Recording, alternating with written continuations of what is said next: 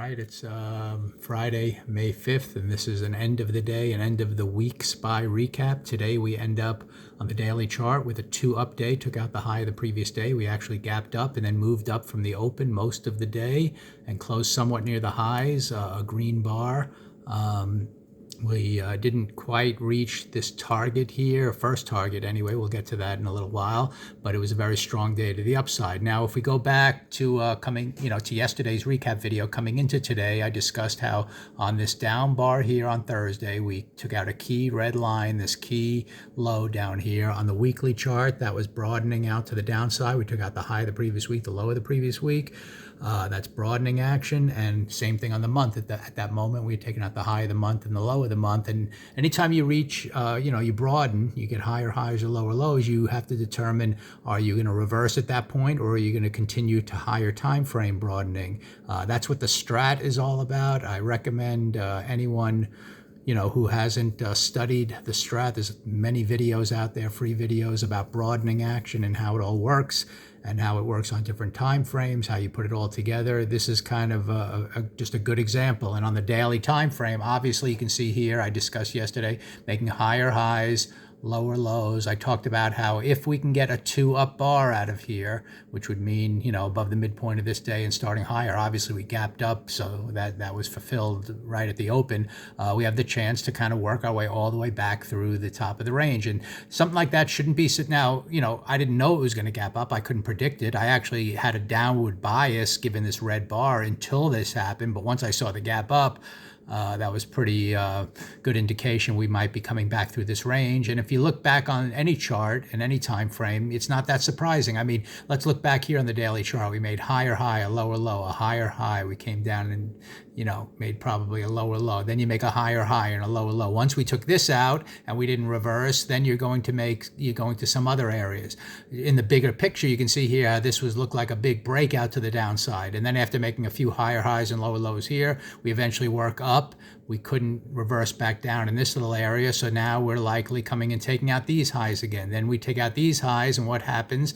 The price eventually comes, it doesn't continue up, and it reverses to the downside. So, to see this period of time here, we get lower low, higher high, lower low, higher high, lower low. It's not you can't look and predict for sure that you're going to continue lower. You just have to kind of watch where price action leads. And today, obviously, it led to the upside. Just looking at the, my thing, even if I didn't know the strat, my methodology would have been above the midpoint of the prior day, opening up strong above the pre-market range, which is these two blue lines, first bar green, breakout, so there's a buy there. You had one push up. I shot a video how I bought a secondary buy here, and then it reached its target, which was the high of the day, and then continued up for a little bit further.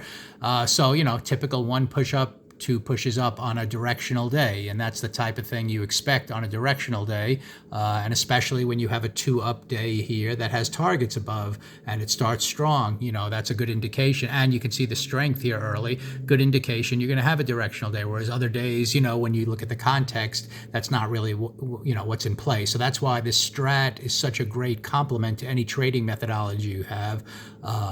I've always looked at multiple time frames and everything else, but the strat really kind of solidifies everything. So I highly recommend people look into that. And you don't even have to know that much about it other than this broadening action. And, when in other words, once this bar takes out a high right here, you kind of the broadening action would be these 2 bars taking out this bar here. And then you kind of watch from there. That's on the daily time frame. You start combining all the time frames together, you start, getting continuity and everything else. So anyway, today we end up with the big green bar.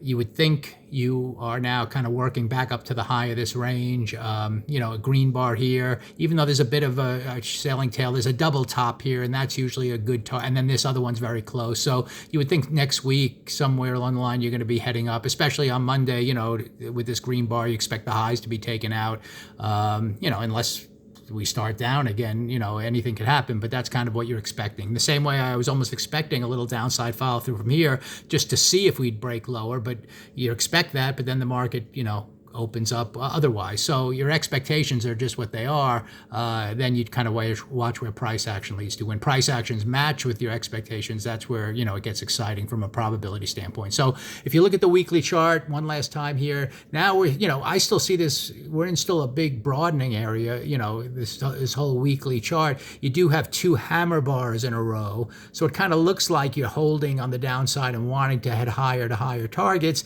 but we're not really there yet. There's no, again, great actionable signal on this weekly chart other than the fact that you're just chopping around inside this range. So it can get a little tricky, until we really break out of this to the upside or the downside. And for now, we're just going to have to follow more the shorter time frames within that and kind of and know that, the context is just a big trading range, but it's wide enough to have nice volatility for good day trading gains. So we'll see where that leads us. The monthly chart, it's still early in the month. It almost looks like we still have to get above that yellow line. We've talked about that to really turn the monthly chart green and to consider that, this green month might start reaching to higher targets up there. And at least for now, it looks like if we're going to broaden out above there, that'll turn the monthly chart green, and maybe we are heading back. I've talked about early on how we could be heading up to that 418 area, then the 430 area. So we'll watch for that. But anyway, today was a very clear reversal day in terms of this recent trend, and a great opportunity for gains. All kinds of stocks had this type of pattern. So good trading to the long side, and we'll just have to see within this range now how things open next week.